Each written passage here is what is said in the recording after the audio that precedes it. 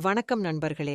இன்னைக்கு என்ன கதைய பார்க்கலாம்னா, வேலை தேடி அலையும் ஒரு வாலிபனுக்கு அவனுடைய பயணத்தில் சில சிக்கல்கள் ஏற்பட, அவனுடைய அத்தை வீட்டில் தங்கும் சூழல் ஏற்பட, அவன் அதை எப்படி கடக்கிறான் என்பதைப் பற்றி பார்ப்போம். மேலும் இதுபோல் கதைய பார்க்க இந்த சேனலை சப்போர்ட் பண்ணுங்கள். அப்புறம் வேற ஒரு சேனலோட லிங்க் டிஸ்கிரிப்ஷன்ல தரேன், அதையும் சப்போர்ட் பண்ணுங்க. இந்த கதை உங்களுக்கு பிடித்திருந்தால் லைக் அப்புறம் சப்ஸ்கிரைப் பண்ணுங்கள். சரி, நாம் நம் கதைக்குள் செல்வோம்.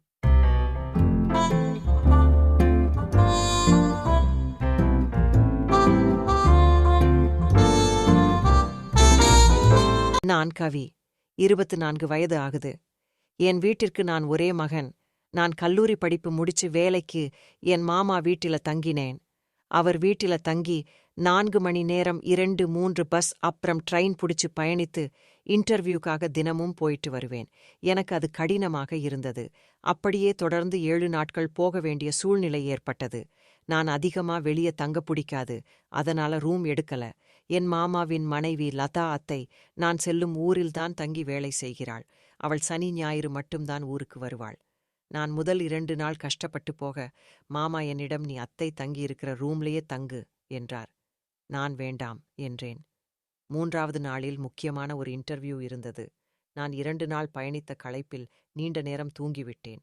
என்னால் அங்கு செல்ல லேட் ஆனது. மாமா தனது அம்மா அப்பாவுடன், அதாவது எனது தாத்தா பாட்டியுடன் தங்கியிருக்கிறார். 3 பேரும் என் அத்தை வீட்டில் தங்க சொல்லி வற்புறுத்தினர். நான் முதலில் தயங்கினேன். பிறகு ஓகே சொன்னேன். அப்படியே கிராஷ் கோர்ஸ் ஒன்று செய்து வருவதால் நேரம் அதிகமாகும். அத்தை வீட்டிலிருந்து ஒரு அரை மணி நேரம்தான் நான் கோர்ஸ் பண்ணும் இடம் இருக்கும். அப்புறம் இன்டர்வியூ போகவும் ஈஸியா இருக்கும். அத்தை பத்தி சொல்லணும்னா பேரு லதா, வயது 45. மாமாவுக்கும் இவளுக்கும் கல்யாணமாகி ஒரு பொண்ணு, 2 பசங்க இருக்காங்க. இவள் ஒரு அலுவலகத்தில் வேலை செய்கிறாள். வேறு ஒரு ஊருக்கு வேலை தேடி போனதால் அவள் மட்டும் தனியே செல்ல வேண்டிய சூழல் ஏற்பட்டது. நான் அவ கூட தங்க மாட்டேன்னு சொல்ல காரணம், அவள் திமிரு படித்தவள். அவ சிடுசிடுன்னு பேசுவாள். நல்ல பேசுற மாதிரி நடிப்பா. ஆனா மனசுல வன்மம் அப்புறம் பொறாமை குணம் கொண்டவ. அவள் இருப்பதாலேயே நான் என் மாமா வீட்டிற்கு கூட செல்ல விரும்ப மாட்டேன். இப்போ கூட நான் மாமா வீட்டில் தங்கி இருப்பது அவ மனதில திட்டிக் கொண்டுதான் இருப்பா. யாரு வந்தாலும் இப்படிதான் பண்ணுவா. பட் வேலைக்காக அங்கு செல்ல வேண்டியதா இருக்கு. அங்கிருந்து இப்போ அவ மட்டும் தங்கி இருக்கிற இடத்திற்கு செல்ல வேண்டியதா இருக்கு. நான் கிளாஸ்லாம் முடிந்து மாலை ஒரு 7 மணிக்கு அவளுக்கு கால் பண்ணி லொகேஷன் வாங்கி அவள் தங்கியிருக்கும் இடத்திற்கு சென்றேன். நான் சும்மா போகக்கூடாதுன்னு சாப்பிட சில ஸ்நாக்ஸை வாங்கி சென்றேன். நான் வந்ததும் அவள் வாடா என்று வரவேற்றாள். என்னதான் சிரிச்ச மூஞ்சியாவான்னு சொன்னாலும் உள்ள திட்டிக் கொண்டுதான் இருப்பாள் என்று தெரியும். நானும் வணக்கம் அத்தை என்று தொடங்கி அப்படியே நலம் விசாரித்தேன். அவளும் நலம் விசாரித்தாள். அப்படியே என் வேலை, என் கோர்ஸ் பற்றியெல்லாம் கேட்டாள். நானும் எல்லாத்துக்கும் பதில் கூறினேன். அவள் சரி, போய் ஃப்ரெஷ்ஷா பாயிட்டு வா, சாப்பிடலாம் என்றாள். நான் முதலில் தயங்கினேன். வெளியே சாப்பிடலாமா இல்ல இங்கேயே சாப்பிடலாமா என்று குழம்பினேன். அவள் சமையல் கூட கேவலமாதான் பண்ணுவா. இன்னைக்கு ஒரு நாள் மட்டும் இங்கேயே சாப்பிட்டு நாளிலிருந்து வெளியவே சாப்பிட்டு வந்துடணும்னு முடிவு பண்ணேன். இருவரும் சாப்பிட்டு முடித்து பேசிக் கொண்டிருந்தோம். அவள் பிறகு டிவி பார்த்து கொண்டிருந்தாள். நான் தூங்க அப்படியே சோஃபால சாய, அவ என்கிட்ட உள்ள தூங்கு பெட் போட்டு இருக்கேன். நான் பக்கத்து ரூம்ல தூங்கவே கொஞ்சம் ஒர்க் இருக்கு, முடிக்க லேட் ஆகும் என்று கூற நானும் தூங்க சென்றேன். ஒரு 2 மணிக்கு தண்ணி குடிக்க எழுந்து போகும்போது அவளின் ரூமிலிருந்து பேச்சு சத்தம் கேட்க, நான் அதை கடந்து கிச்சன் போய் தண்ணி குடித்து வரும்போது அவள் போனில் பேசி விளையாடி கொண்டிருந்தாள். அவள் மாமாவுடன் தான் பேசுகிறாள் என்று நினைத்து நானும் தூங்க போய்விட்டேன். மறுநாள் காலை எழுந்து அவள் எனக்கு என்ன சமைக்க கேட்கிறதுக்கு முன்னாடி நான் எதுவும் வேண்டாம் என்று கூறி தப்பித்து விடலாம் என்று நினைத்தேன். பட் நான் சொல்றதுக்கு முன்னாடியே அவள் எல்லாத்தையும் செய்துவிட்டாள். நான் வருத்தத்தை காட்டாமல் சாப்பிட்டு முடித்து இருவரும் எங்கள் வேலையை பார்க்க சென்று விட்டோம். ஈவினிங் வந்ததும் அவளுக்கு கால் பண்ணி அத்தை இணைக்கு எதுவும் சமைக்க வேண்டா, நான் வெளியே வாங்கிட்டு வரேன், உங்களுக்கு என்ன வேண்டும் என்று கேட்டு அவளுக்கும் வாங்கி சென்றேன. மாமா எனக்கு வீடியோ கால் பண்ணி எப்படி இருக்கு, அங்க உனக்கு தங்க ஏதாவது கஷ்டமா இருக்கா என்று கேட்டார். நான் அதெல்லாம் இல்ல, நல்லாதான் இருக்கு, முடிஞ்சதும் வந்துடுவேன் என்று கூற பின் அவர் அத்தையுடன் பேசிக் கொண்டிருந்தார். பிறகு சாப்பிட்டு பேசி தூங்க சென்றோம். இரவில் தண்ணி குடிக்க சென்றபோது நேற்று போல் இன்னைக்கும் அத்தை கால் பேசி போனில் விளையாடி கொண்டிருந்தால் நான் மாமாவிடம்தான் பேசுகிறாள் என்று நினைத்தேன். பட் தண்ணி குடித்து வரும் வேறு ஒரு பேரு சொல்லி பேசி விளையாடி கொண்டிருந்தாள். நான் யாராக இருக்கும் அந்த நபர் என்று யோசித்து தூங்கப் போனேன். மறுநாள் இரவு இதே போல் நடக்க நான் அவள் போனில் போடும் ஆட்டத்தை பார்த்து கொண்டிருந்தேன். இவள் இப்படியெல்லாமா ஆட்டம் போடுவாள் என்று எனக்கே அதிசயமாயிருந்தது. எனக்கு அதை பார்க்கவும் நல்லா இருந்தது.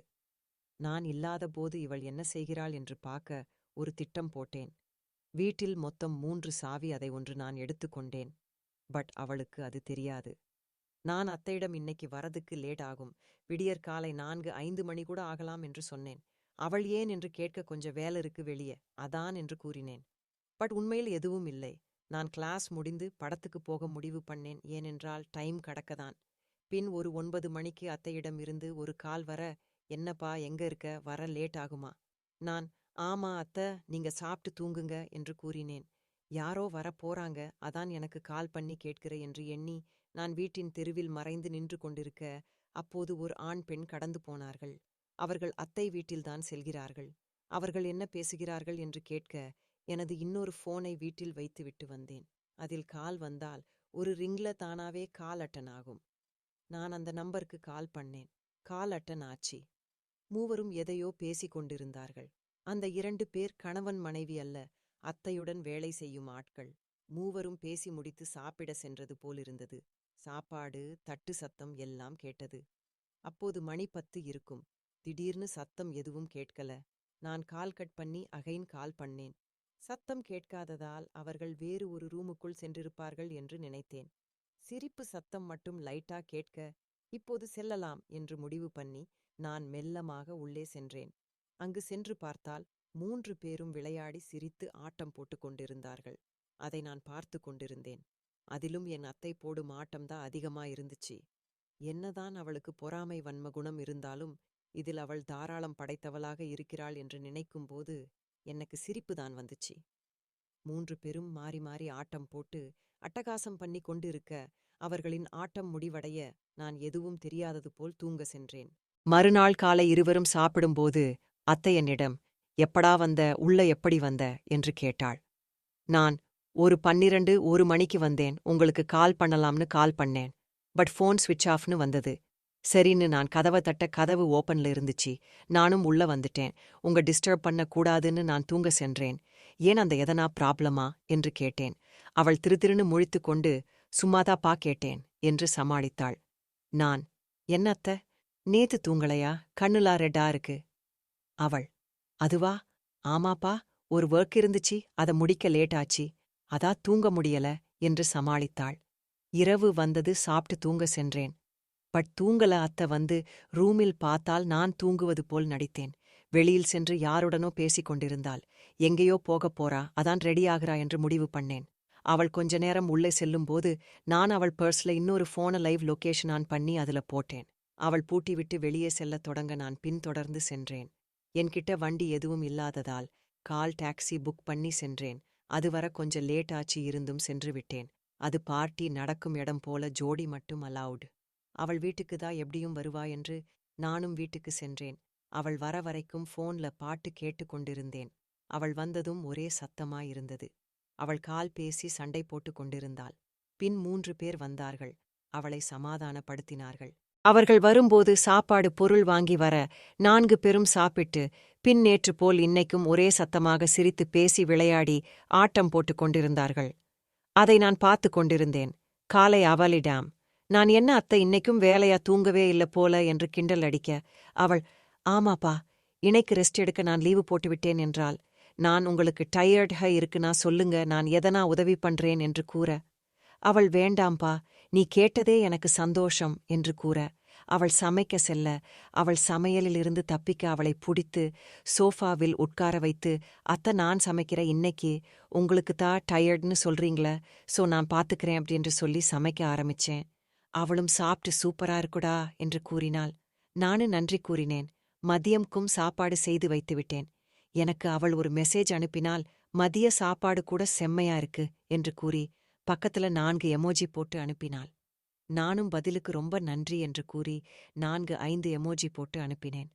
நேற்று போல் இன்றும் அவள் வெளியே செல்ல நானும் அதே இடத்திற்கு சென்றேன். அவள் வெளியே நின்று கால் பண்ணி கொண்டிருந்தாள். அந்த பக்கம் இருக்கும் நபர் பேசுவது போல தெரியல. அவளும் ஒரு அரை மணி நேரம் காத்து கொண்டிருந்தாள். நான் அங்கு செல்லலாம் என்று முடிவு எடுத்து அங்கு சென்றேன். என்ன மேடம், ரொம்ப நேரம் யாருக்கோ வெயிட் பண்றீங்க போல என்று கேட்க அவள் அதிர்ந்து முழித்து கொண்டிருந்தாள். நான் பார்த்தது போதும் உள்ள போலாம் என்று கூறி உள்ள கூட்டி சென்றேன். அவள் அமைதியா இருக்க, ஏன் அத்த சைலண்டா இருக்கீங்க, வாங்க டான்ஸ் ஆடலாம் என்று கூறி நான் டான்ஸ் ஆடத் தொடங்க, பின் அவளும் டான்ஸ் ஆடத் தொடங்கினாள். கொஞ்ச நேர கழித்து வெளியே வந்தோம். அவள் வண்டியை கொஞ்ச தூரம் தள்ளி கொண்டு வந்தேன். அவளின் கொஞ்ச நேர அமைதிக்கு பின் பேசினாள். நீ இங்க எதர்ச்சியா இல்ல என்று நிறுத்தினாள். நான், ஆமா அத்த, சும்மா போயிட்டு இருந்தேன். உங்கள பார்த்தேன்.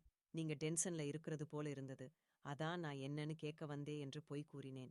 இது எத்தனை நாளா நடக்குது அப்படின்னு நான் கேட்க அவளின் சோக கதைகளை சொன்னால், பட் ஒரு சிலது நம்புற மாதிரியே இல்ல.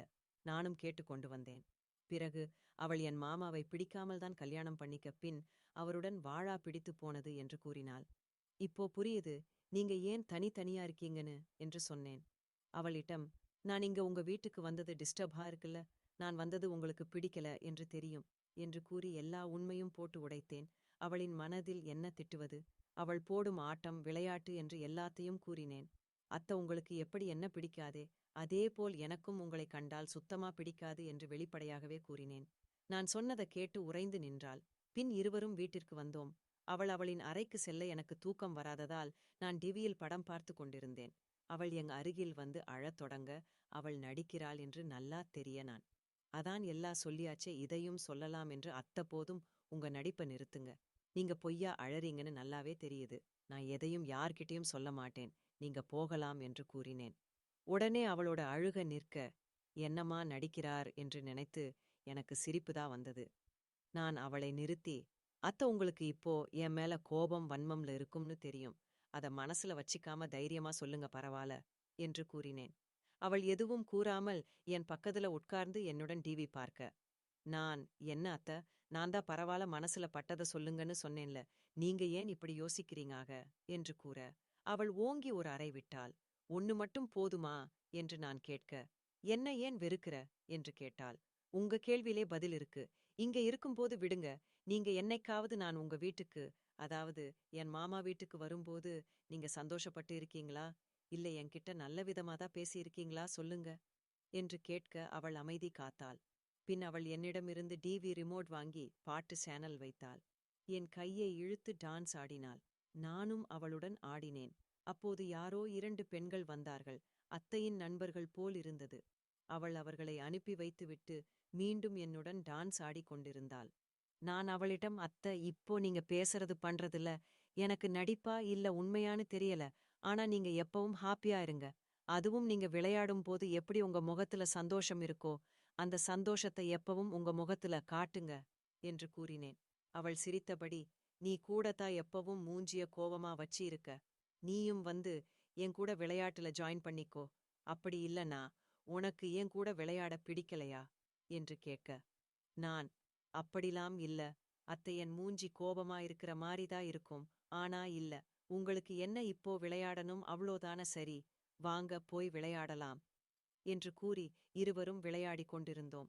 மறுநாள் சண்டே என்பதால் நாங்கள் தூங்காமல் வெளியே சென்று ஊர் சுற்றி வெளியே சாப்பிட்டு மீண்டும் வீட்டுக்கு வந்து விளையாடிக் கொண்டுதான் இருந்தோம்.